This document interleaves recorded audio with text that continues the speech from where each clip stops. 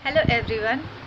कल 7 है और कल बिहार पुलिस का एग्ज़ाम कल से ही शुरू है और मैं आशा करती हूँ कि सब लोग अपने सेंटर पे पहुँच गए होंगे, क्योंकि जिस दिन एग्ज़ाम है उस दिन सेंटर पे जाना थोड़ा सा दिक्कत होता है। तो एक दिन आप पहले पहुँच जाए, अगर पॉसिबल हो तो ज़्यादा अच्छा होता है। तो आई होप आप ऐसा कर चुके होंगे, और अगर नहीं भी किए होंगे तो कोई बात नहीं।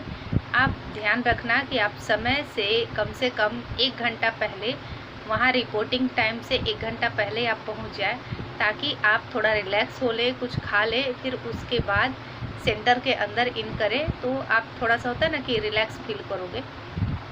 हड़बड़ में थोड़ा सा मन घबरा जाता है, तो अंदर एग्ज़ाम में थोड़ी सी प्रॉब्लम होती है, ठीक है।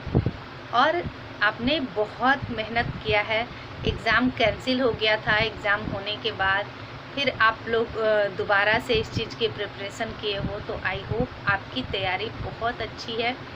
कोई डाउट मत मन में रखना कि मतलब क्या होगा नहीं होगा, मैंने नहीं पढ़ा, ये किया वो किया। अब जो भी किया कोई बात नहीं। अब आपका एग्ज़ाम है कल के दिन, जिसका आप लोगों को बहुत दिन से इंतज़ार था कि एग्ज़ाम कब होगा कब होगा। तो फाइनली वो दिन आ गया है जब आपका एग्ज़ाम है। तो आप उस दिन को बिल्कुल वेस्ट नहीं जाने देना। आज अच्छे से नींद लेना, अच्छे से हल्का भोजन करके आप अच्छे से नींद लेना, और कल पूरे विश्वास के साथ एग्ज़ाम देना। देखो, जितना भी आपने पढ़ा है ना, वो आपका ये 2 घंटा डिसाइड कर देगा कि आपका क्या फ्यूचर होने वाला है, इसका रिज़ल्ट क्या आने वाला है। तो आप इस 2 घंटे को ज़रूर यूटिलाइज़ कीजिएगा। ये सब कहना आसान है, मैं मानती हूँ, क्योंकि जब मेरे एग्ज़ाम होते हैं तो मैं भी बहुत ज़्यादा घबराती हूँ, बहुत पैनिक करती हूँ, मुझे नींद नहीं आती, ये सब होती है। बट हाँ, सही चीज़ तो यही है कि हमें आराम करना चाहिए, अपने दिमाग को शांत रखना चाहिए। जितनी भी चीज़ें हमने पढ़ी हैं वो इनफ है एग्ज़ाम निकालने के लिए। अभी आप यही सोचो, और आप कर सकते हो। बेशक 20,000 वैकेंसी बहुत होती है, 20 क्या, ये 20 से भी ज़्यादा है, लगभग 22,000 के अप्रॉक्स वैकेंसी है। तो आपका इसमें ज़रूर ज़रूर ज़रूर होगा, ऐसा मन में सोचो, और आराम से एग्ज़ाम देना है। आपने बहुत पढ़ाई करी है, बस अब कुछ नहीं। अगर जो क्वेश्चन आपको नहीं आ रहा होगा एग्ज़ाम में, अगर आपने पढ़ा है, तो ये सोचना कि दूसरों को भी नहीं आ रहा होगा, ठीक है। किसी के वेट मत करना कि कोई बताएगा या क्या करेगा। आप अपना क्वेश्चन अच्छे से करना, रोल नंबर ध्यान से भरना, अपना जो भी हो, रजिस्ट्रेशन नंबर, रोल नंबर, जो आंसर, OMR शीट का कॉपी नंबर, ये सब बहुत अच्छे से आप भरना। और हिंदी इंग्लिश का जो लिखने को रहता है वो दोनों लिखना रहता है। कुछ बच्चे दरोगा मेंस में भी पूछ रहे थे कि इसका हिंदी लिखना है कि सिर्फ इंग्लिश लिखना है, तो नहीं, वो दोनों लिखना रहता है। आपको अपनी हैंडराइटिंग में दोनों को लिखना रहता है, वहाँ पे रहेगा स्पेस, आप दोनों को लिखना।